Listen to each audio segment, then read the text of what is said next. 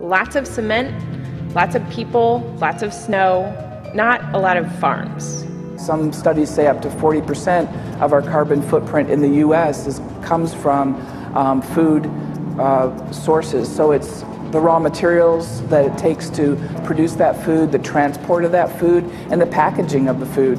And is it coming from down the street or in the local farms, or is it coming from halfway across the world? Our urban environments are growing at really, really rapid rates right now. It's been estimated that by 2020, roughly 60% of the world's population will live in cities. We're bringing all these people to our urban environments, but we're not bringing the things that sustain us. I think we need to look at new models, new topologies. What does our city look like when we know the urban population is growing? And how can we introduce people to that in a way that they're excited about, that gets them enthusiastic about being part of that system? This is the first venture into vertical farming in Singapore, and the country is eager for high-tech agriculture. With land at a premium, traditional farming has been largely phased out. The country imports more than 90% of its food. The farm has backing from the government, which sees the value to the food supply, but also sees the commercial value of this type of sustainable farming. From the tower to the supermarket. Compared to imported food, locally grown food cuts down CO2 pollution emitted during transport. Sweet and sustainable. If you want to solve the problem of growing food where land is scarce, reach for the sky. High up on a roof in Manhattan, this school is teaching the next generation of urban farmers how to cultivate food in cities using rooftop greenhouses. They are in the process of erecting a hydroponic greenhouse on this rooftop in Brooklyn. Gotham Greens is in the final stages of constructing a 15,000 square foot state-of-the-art greenhouse facility that will annually produce over 100 tons of premium quality crops for the local retail and restaurant market. Controlled environment agriculture is practiced on a commercial scale in many parts of the world. Really what we're trying to do is try to bring that into an urban environment. It's literally thousands of acres of unused rooftop space in New York. So it made sense to use a rooftop to try to do agriculture in the city. Doesn't matter how many people live in a city then. Everybody contributes to the solution, not to the problem. Indoor farming.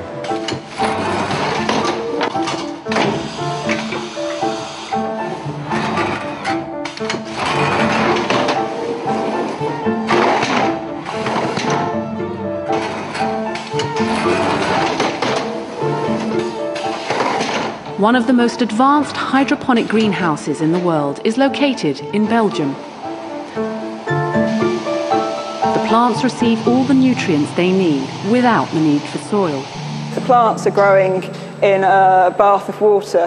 This water is changed each time the crop's watered, which allows fresh nutrients and oxygenated water to go in. On a day-to-day basis, I'm down here checking on the watering levels, that the temperatures and everything are maintained to the correct levels. And then it's making sure that there's no diseases. The sooner you can spot that something's going wrong, the better. Hydroponics is a great system for growing crops because it optimizes the food and water that the plant gets, which maximizes the speed that the crop can grow and maximizes the nutrients that are going to be contained within that crop, which is really important.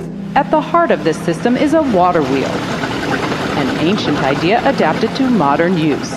Here, it is powering the pulleys that move the racks of plants. The farm says the water wheel pump for one tower only needs the amount of energy it would take to power a light bulb. Instead of watering from above, the troughs of plants slowly rotate up and around the towers, eventually passing through a base of circulating water. The water is then recycled back and then filtered before returning to the plants. This method requires far less water than traditional farming. The farm is also experimenting with water from its own ponds, where fish help keep the water nutrient-rich. They're growing things in the greenhouse, and actually on one side they have basically aquaponics and hydroponic type setup, growing things like lettuces and tomatoes to teach these students that come here. So this is really cool. I'm gonna get in there and show you guys what it looks like and what they're growing.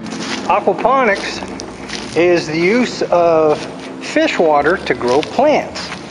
When you mix aquaculture, which is raising fish in captivity, feeding them, and raising plants in water.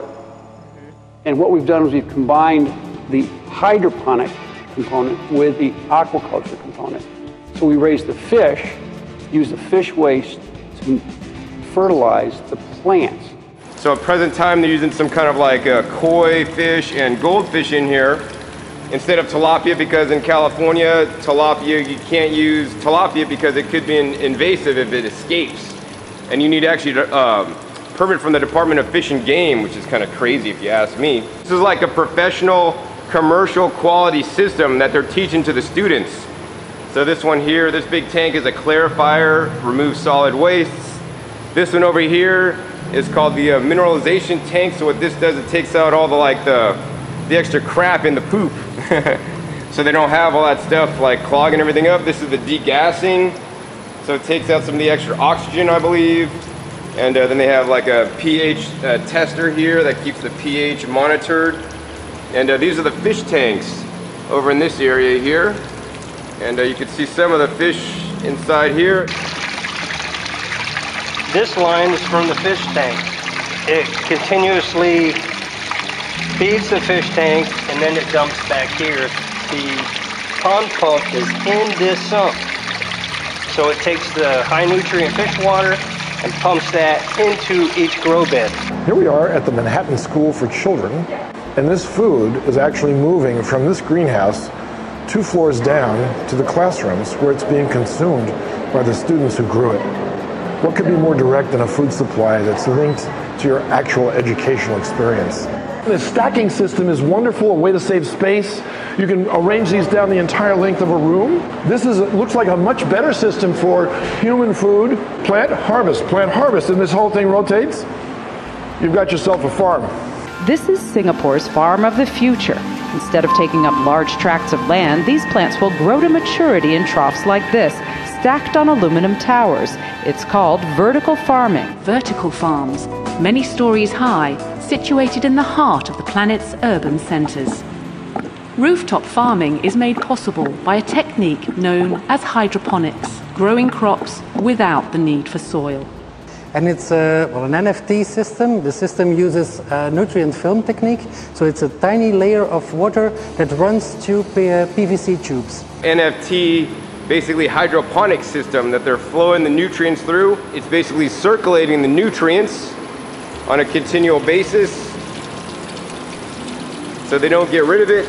And then on this side, they're doing a little bit different technique. So they're actually, because if you circulate the nutrients, you got to make more adjustments to keep the nutrients balanced.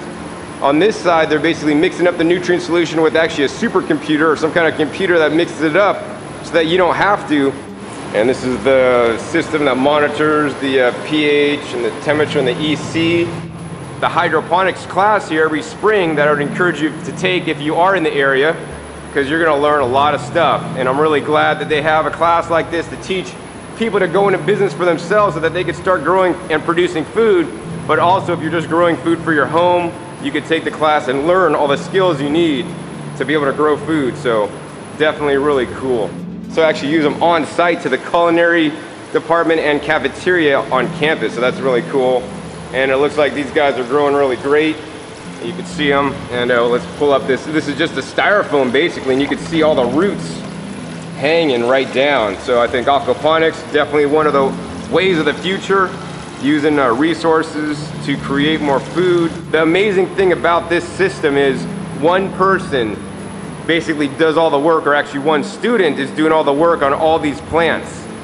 So man, I mean, this is doable if you want to start a production out of your backyard or get a greenhouse. The statistic from Feeding America is that 1 in 8 Americans goes to bed at night hungry.